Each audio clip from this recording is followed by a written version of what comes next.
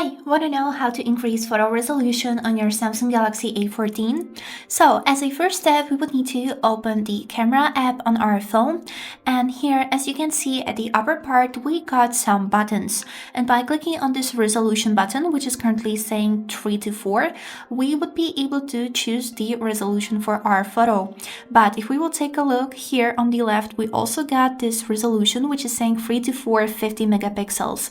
And 50 megapixels is much more than standard amount of megapixels, which is 12, and this will help us to get incredible quality of the photos. So let's make a picture to see the difference between 12 megapixels and 50. So currently I'm on the basic 3 to 4, which is 12 megapixels, and I'll take a photo of this SD card that you can see here. And now let's switch to the 50 megapixels version by clicking on the resolution here and then choosing 3 to 4 50 megapixels. And let's take a photo once more.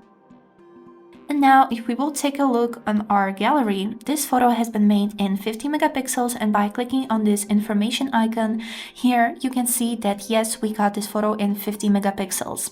And if we will take a look on this photo overall, you can see that it's really good quality, it's detailed and clear.